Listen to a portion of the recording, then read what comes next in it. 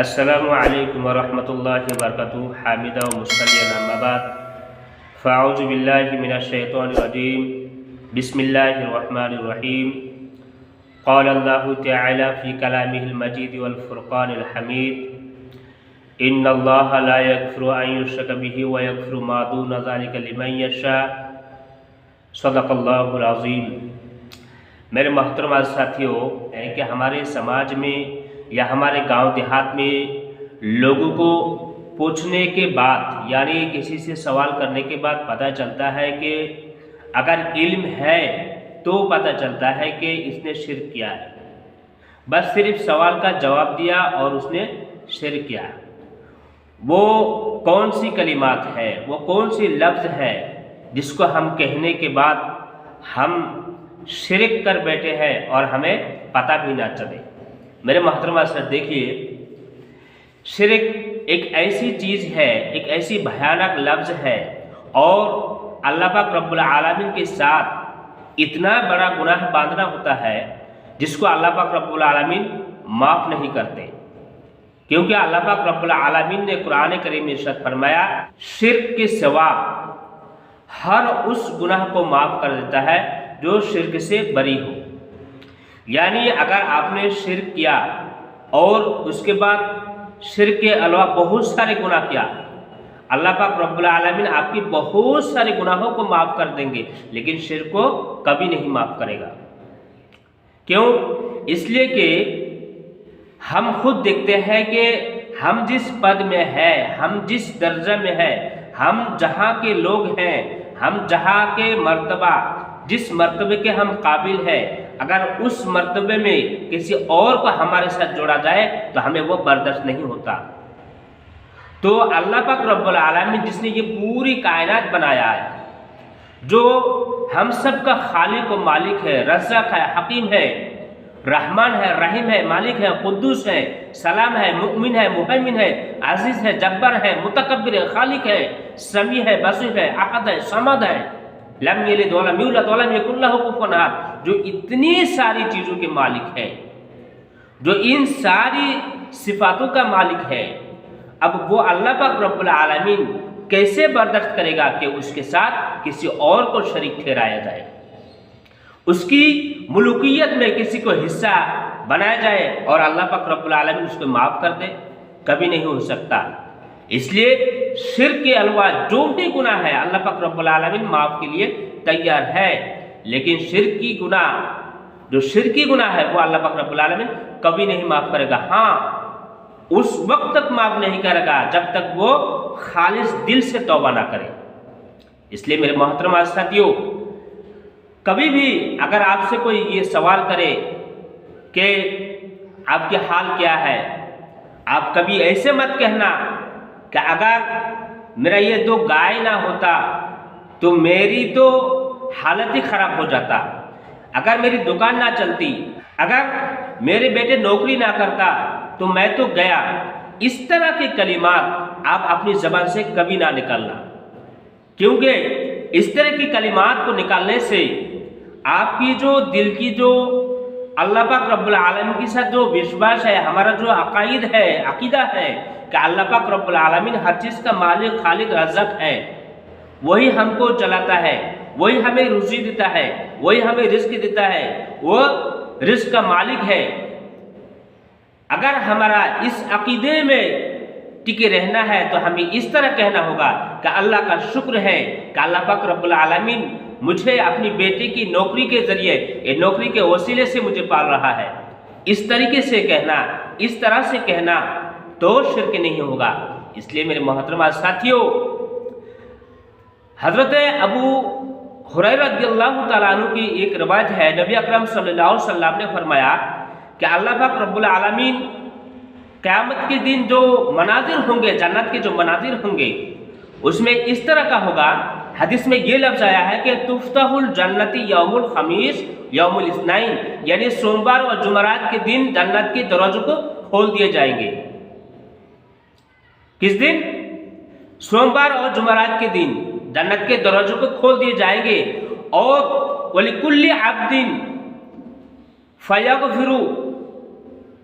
اور ہر اس بندہ کو معاف کر دیا جائے گا لا یشرک باللہ شیئا، جس نے اللہ کے ساتھ کسی کو شریک نہ ٹھہرایا ہو، الا رجلا، ہاں اس آدمی کو بینہ و بین رجل او بینہ بین اخیہ شحنہ، یعنی اس کے اور اس کے بھائی کے درمیان کوئی رنجش ہو، ناراضگی ہو، اگر اس طرح کا کوئی معاملہ سامنے ہے کہ اس نے اپنے بھائی کے ساتھ ناراضگی کی یا کوئی فتنہ فساد کر کے بات چیت بند کر دیا، ناراضگی کا اظہار ہوا ہے، تو اس کو معاف نہیں کرے گا۔ انظروا ھذین حتی یصطلحا، انظروا ھذین حتی یصطلحا، انظروا ھذین یصطلحا، ان دونوں کو مہلت دے دو یہاں تک کہ وہ آپس میں صلح پر اتر آئے۔ اس طرح کے 3 مرتبہ فرمایا کہ ان کو مہلت دے دو یہاں تک کہ وہ صلح پر اتر آئے، ان کو مہلت دے دو یہاں تک کہ وہ صلح پر آ جائے۔ اس لیے میرے محترم ساتھیو، یہ تو جنت کی بات ہے کہ اللہ پاک رب العالمین جنت میں بھی اگر ہم نے دنیا میں کسی کے ساتھ ناراضگی کی یا دنیا میں کسی سے ہماری بات چیت بند ہو گیا تو جنت میں بھی داخلہ ہونے سے ہمیں منع کر دیا جائے گا یہاں تک کہ ہم دونوں آپس میں صلح کریں۔ اس لیے میرے محترم ساتھیو، اگر ہمارے ساتھ کسی کی یا کسی کے ساتھ ہماری بات چیت بند ہو رہے ہیں یا بات چیت بند ہو چکی ہے تو ہم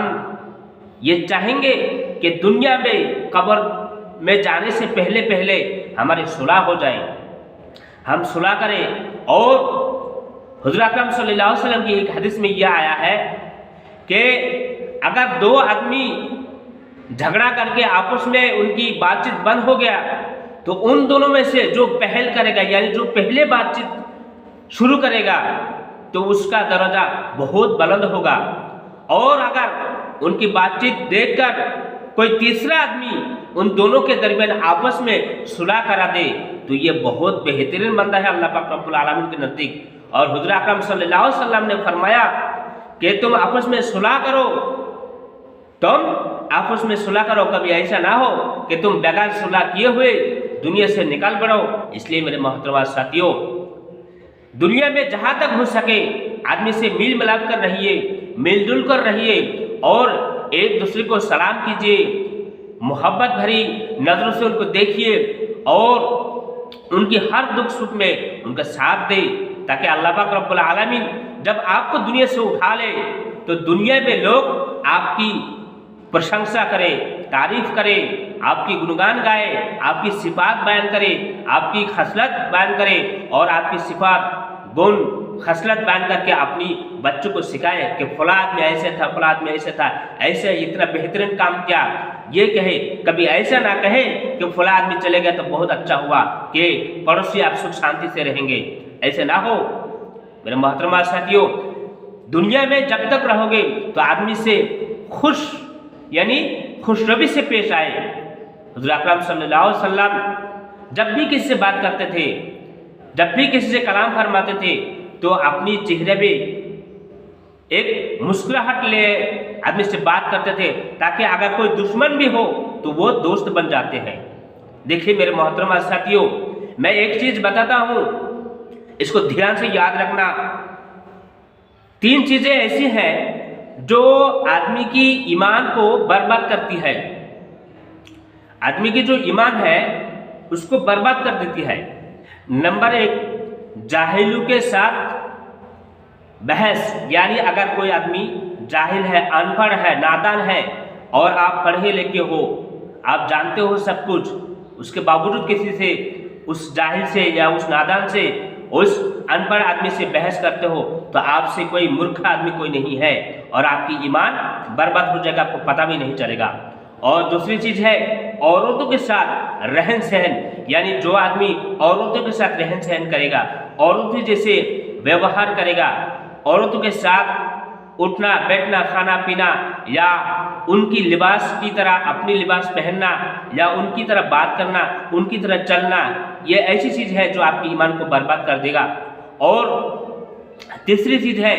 امیروں کی محفل میں بیٹھنا، یعنی جو آدمی مالدار ہے، جس کو اللہ پاک رب العالمین بہت سارے مال دیا ہے، ان کے ساتھ اٹھنا بیٹھنا یا ان کی محفل میں جا کر بیٹھنا، ان کی باتیں سننا، ان کی گپ شپ میں اپنی گپ شپ ملانا، یہ بھی ایسی چیز ہے جو آپ کو اپنی ایمان سے خارج کر دے گا اور آپ کو پتہ بھی نہیں چلے گا۔ کیونکہ جب آپ امیروں کی بات سنو گے، 1 لاکھ 2 لاکھ 5 لاکھ 1 کروڑ 2 کروڑ اربوں خربوں کی بات سنو گے تو آپ اپنے آپ کو کوسو گے کہ اللہ پاک رب العالمین نے مجھے کیوں نہیں دیا۔ میرے محترم ساتھیوں، دیکھیے سب سے پہلے آپ کی جو کرتویہ ہے وہ یہ ہے، اللہ پاک رب العالمین نے آپ کو جتنی مال دیا ہے اس پر خوش رہیے،